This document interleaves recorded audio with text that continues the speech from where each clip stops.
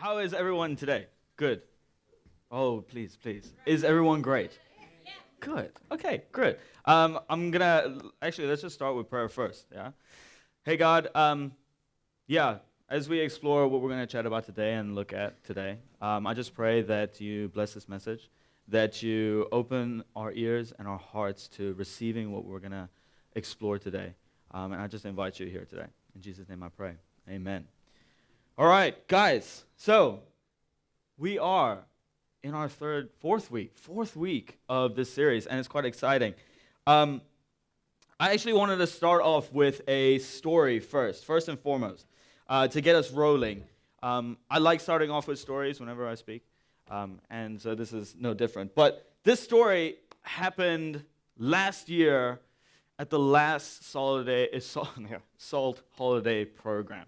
And so what happened was the program went well, it was all good, and then we were setting up for the showcase on, I think it was the Saturday. And so Rob comes to me and says, bro, I need your help. Bree wants to block out all the lights or the bits of the gym. Yeah, thank you. The bits of the gym that let all the light through. She wants to block that out because then we can have it like real dark and we can use the lights and all that kind of stuff. So I was like, okay, cool, man. That sounds great.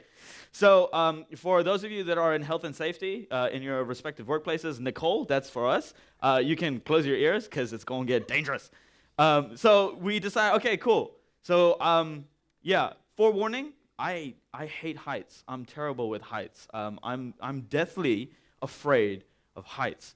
But I said yes, and so Rob and I, we climbed up onto the roof of Gracegate, up on that roof over there, and so we're moving, and I'm like, you know what? This is actually not that bad. This is really cool. I'm not that scared.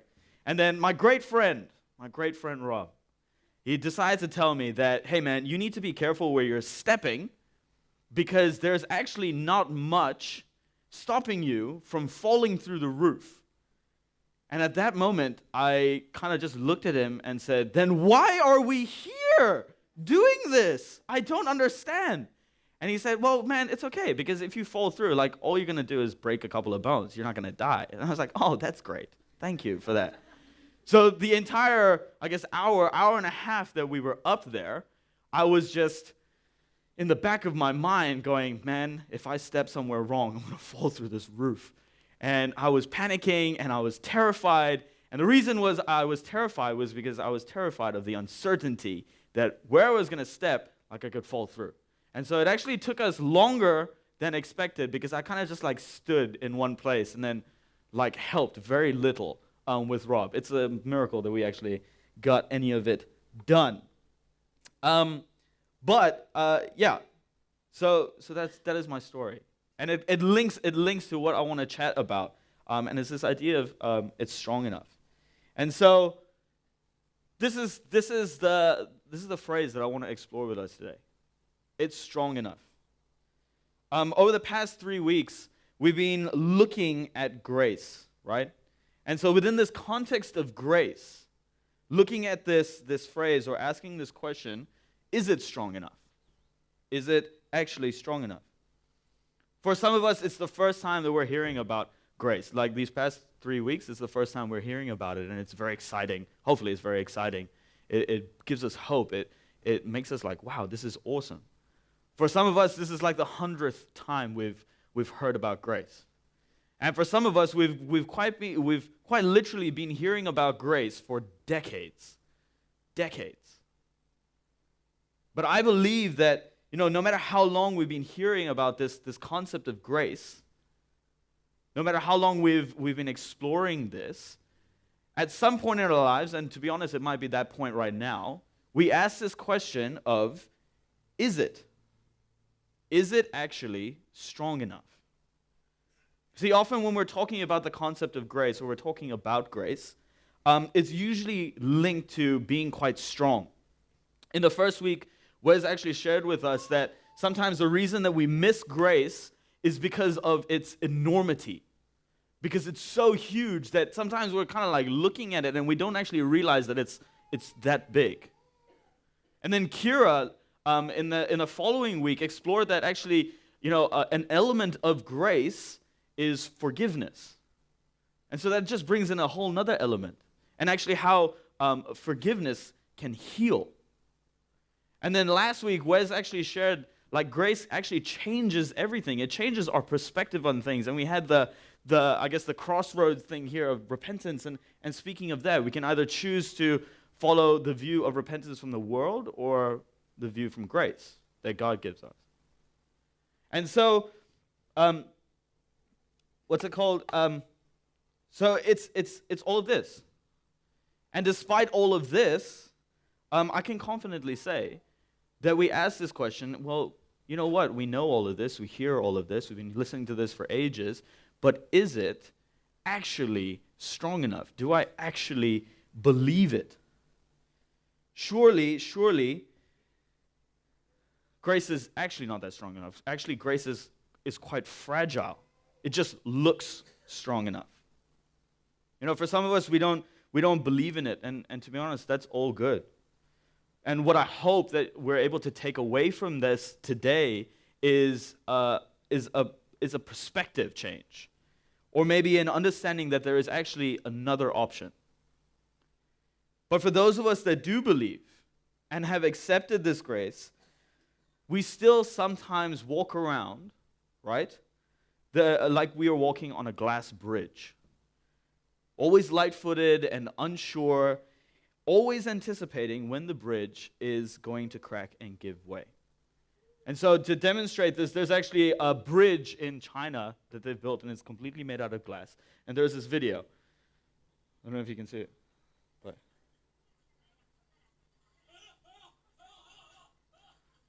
so they've actually put like TV screens on the thing to simulate the glass cracking. And there's this guy that's going, oh my goodness, what's going on? And so he's like, whoa, what?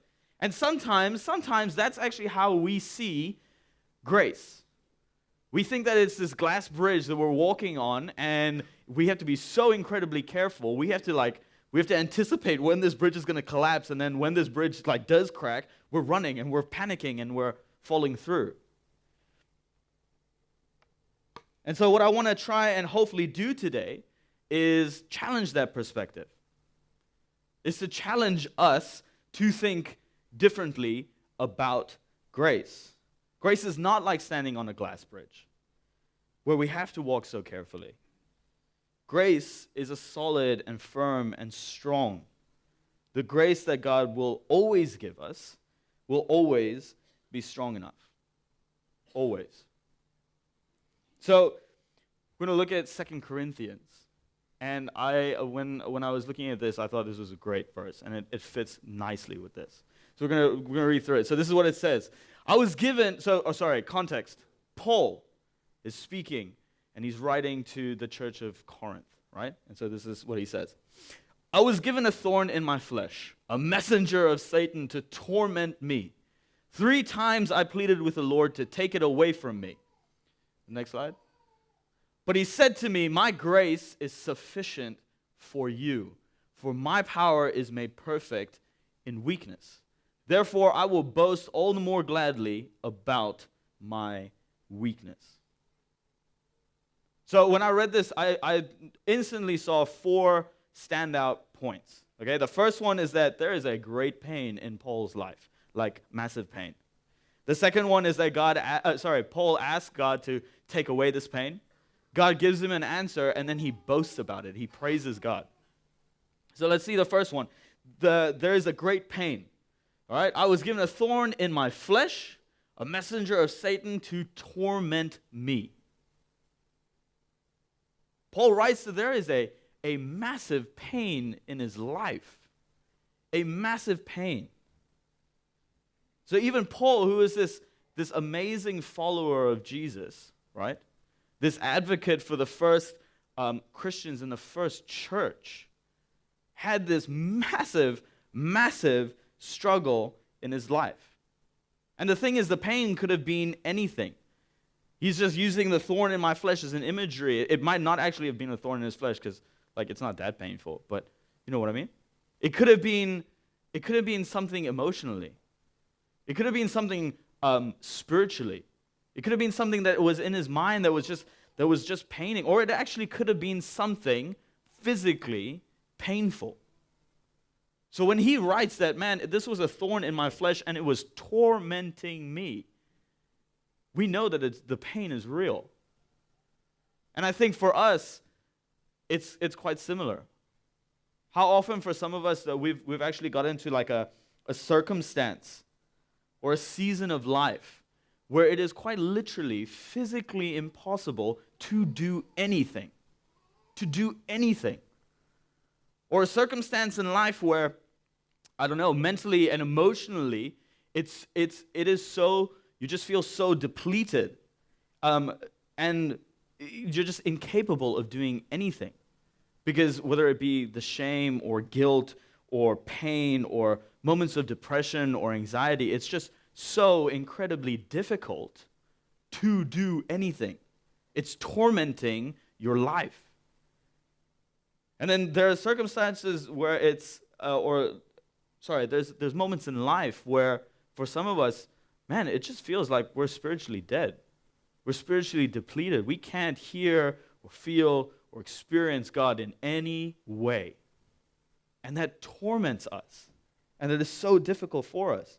So when Paul writes this, he could be writing of any of those different pains. We can assume that he understands that, hey man, we are going through that same pain. And he's writing to the church of Corinth with that in mind. All right? So that's the pain part. This is like the setup. So take it, and then the next one, the next part of the passage is where Paul asks God to take it away. And so he says, 3 times I pleaded with the Lord to take it away from me. Now, Paul, he is no like pushover. Paul does not like give in easy. Paul has been through shipwrecks, through snake bites, through persecution, through imprisonment, through a whole bunch of different things, which are torments in life, some of which that we can't even imagine. So when we see Paul pleading with God, we know that this pain is huge, that this pain is actually unbearable, that he cannot deal with it. So how, for us, when was the last time we pleaded to God like that?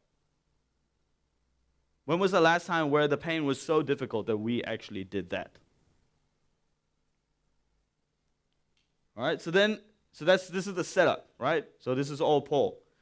And then God answers him. And so this is what he says. But he said to me, my grace is sufficient for you. For you. For my power is made perfect in weakness. This is not, when I read this is not the answer that I was looking for. This is not the answer that I was hoping for. And I can assume that this was probably not the answer that Paul was looking for either. I'm sure Paul was actually hoping that God would go, oh, Paul, I see your pain. I see it. It's gone. Continue with life. Go do all these magical things and all that kind of stuff. I'm sure Paul was wanting that. But God gives him a completely different answer. My grace is sufficient for you. My power is made perfect in weakness. So hang on, what does that even mean? My power is made perfect in weakness. What does that even mean? What is he trying to say? That basically when we are the weakest, God is all powerful. Like he's going, Jordan, when you are weak, I am super powerful. And like super evil? No, that's not it. That's not even close. I think what God is trying to explain to Paul and what God is trying to explain to us is a perspective change. It's a perspective change. I think we have a good understanding over the past couple of weeks that grace is quite big. It's huge. It's massive. There's an enormity to it that sometimes is incredibly difficult for us to imagine or even see. And so there are so many different components and elements of grace that are there. And so what God is quite literally saying with that understanding that grace is this massive thing, is this all-encompassing thing that has so many different components. God is quite literally saying, my grace is sufficient for you. My grace is sufficient for any and all circumstances.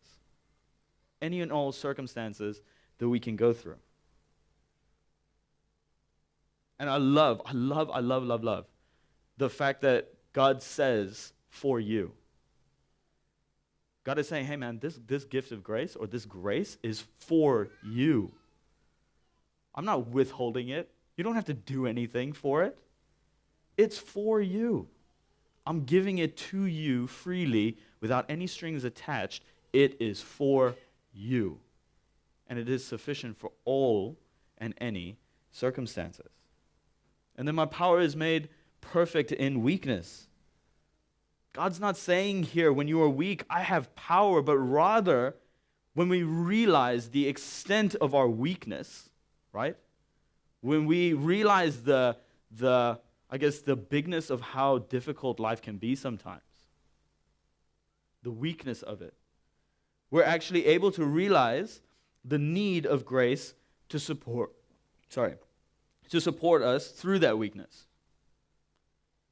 Do we understand the magnitude of God's love in that?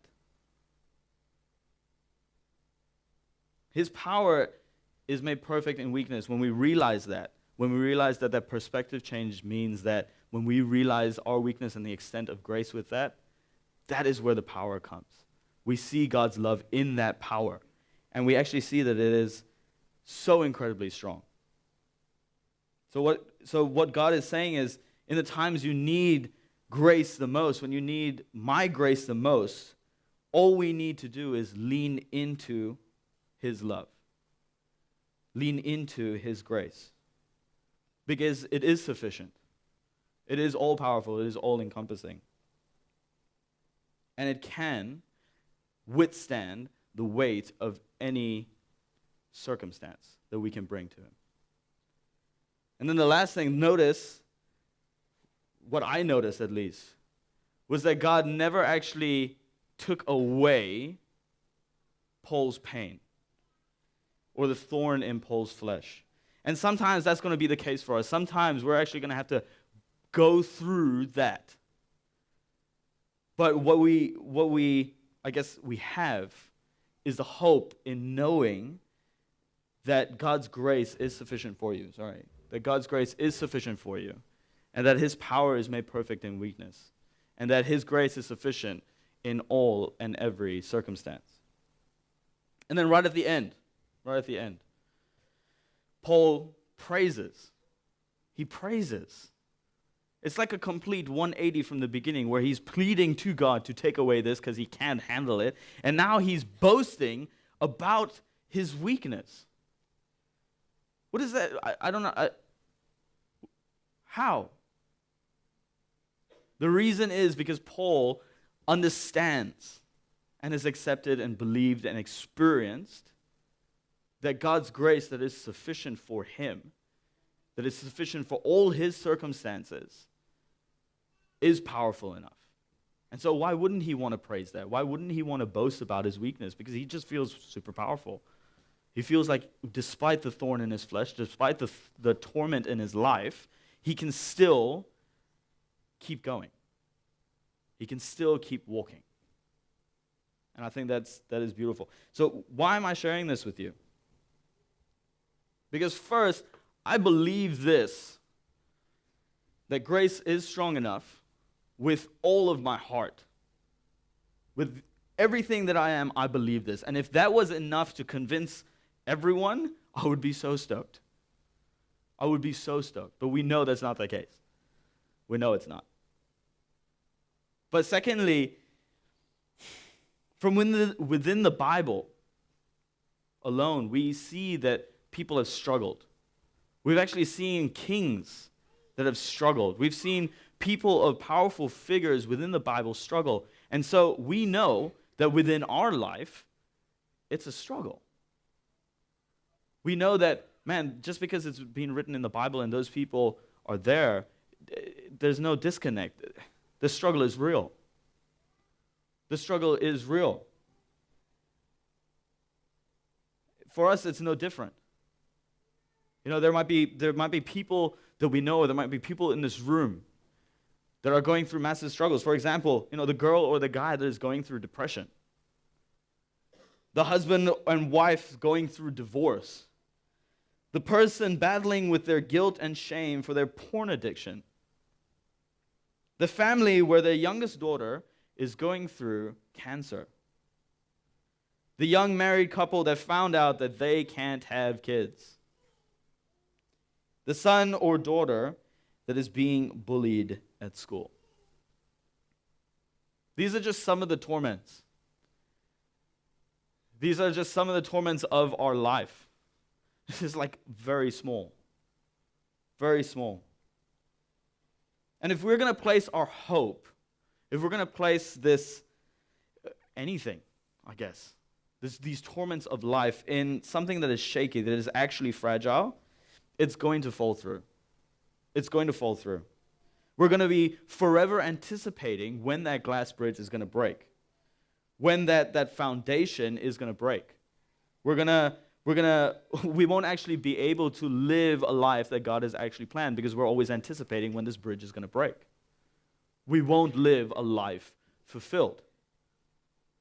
But when we are able to lean into God's grace, when we realize the need for this grace, that it is strong enough, that it is the firmest of foundations, that it is so incredibly powerful, and we get to lean into that. Despite the torment in our life, despite the weakness that arises, we can stand firmly knowing that God's grace is going to support us through all of that. That God's grace is sufficient for all our circumstances, and it's a foundation that's never going to break away. Never going to break away. And the reason that I can say this with so much confidence and with all of who I am is because of an event that took place like 2,000 years ago. And what was accomplished at that event. And that event is Jesus dying on the cross. It's actually probably one of the biggest scandals in history. Because for Jesus to die on the cross, he was completely and utterly tormented physically. He had to go through so much shame and so much pain and had to feel all of that. And yet he did it for us. And it's the biggest scandal of grace. There's even a song written about it, Scandal of Grace. And it's amazing because he did nothing at all to deserve that at all.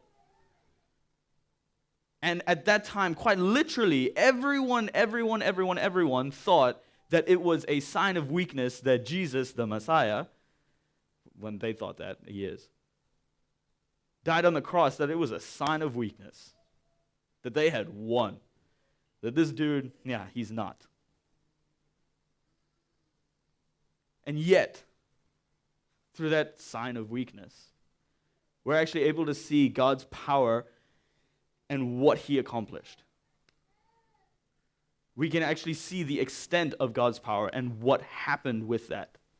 And it's awesome. It's so brilliant because what happens and what Jesus accomplished on the cross with this scandal of grace is freedom. It's freedom. But it's freedom, but not as we know it. It's freedom, but not freedom like we're free from everything in the world. It's not freedom of the torments in our life. Well, it may not be freedom from the torments in our life. And so many of us know that, especially those of us who follow. Man, life is still difficult. It's not all roses and unicorns and rainbows. But the perspective of freedom comes in the perspective of actually, hey, it's the knowledge in knowing that whenever we go through a torment in life, whenever we are going through a weakness in life, we're never, ever doing that alone. So that's the freedom. The freedom of the knowledge knowing that we aren't doing this by ourselves. That God is there for us and that Jesus died, what Jesus died for is a foundation that will always be strong enough. And that is actually a promise. That is actually a promise. And all of this, all of what I've been speaking about is found in what is known as the New Testament. But within the Old Testament, we see something that actually supports that promise. And it's found in Isaiah. And so this is what it says. This is Isaiah 40. Okay? Those who hope in the Lord will renew their strength. They will soar on wings like eagles. They will run and not grow weary. They will walk and not be faint. This word hope in Hebrew is the word quava, I think. I think that's how you pronounce it. And translated from that, it means to trust. And when we are trusting, we're leaning into something. We're trusting that this thing or whatever it is can, withstand whatever it is. We're trusting it. And so those who trust or lean into the Lord will renew their strength. They will soar on the wings like eagles. Man, it's going to be great. There are going to be times where you're going to be soaring and it's going to be awesome. And then there will be times where you're going to be running. And those running moments could be those times where, man, life is hard. Life is torment. It's difficult. But when we hope in the Lord, when we understand that grace is sufficient for us, we won't grow weary. When we walk in those moments, we actually won't be faint. We won't grow tired. And I think that is awesome. That is so beautiful. I actually found a quote by Philip Yancey, and this is what he says, and I agree with this massively. Grace is the only force in the universe powerful enough to break the chains that enslaves generations. That enslaves generations. Man, what a word. And the fact that grace is the only force powerful enough in the universe to break that. I think that's awesome. And so my question that I want to ask us is, which foundations are you placing weakness on? Because we have a choice. We have a choice. We get to actually choose whether or not we want to. And like with so many different areas with our life, we get that choice. We get to choose what we eat and all that kind of stuff. And we get to choose whether or not we want to place weakness, our weakness, on this foundation of grace, or whether we want to put it on things that are actually quite shaky. See, God isn't forcing us. He never actually forces us to choose Him, ever. In 2 Corinthians, we see that the grace that is sufficient for us, He's giving it to us. We get to choose whether or not we accept that. We get to choose whether or not we want to believe in that. In Isaiah, those who choose to place their hope, their trust, to lean into God will have renewed strength. It's a choice that we have to make. It's our choice whether we want to place our weakness on foundations that at the time might be or might seem strong, right? A person, a marriage, drug, porn, and the thousands of followers of Instagram. But over time, those foundations break away.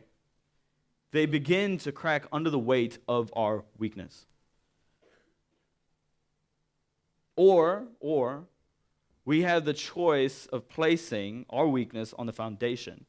And earlier in Isaiah, he says this, the creator of the ends of the earth, He will not grow tired or weary. One who gives strength to the weary and increases the power of the weak. A foundation like that does not break away. It doesn't break away. It doesn't begin to crack under any weight that we think our weakness brings. Because it's in the weakness that God's power is made perfect.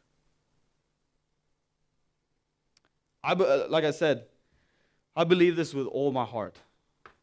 And I believe this because I've experienced this in my own life. I know for a fact that before I placed my weakness on foundations that were not strong.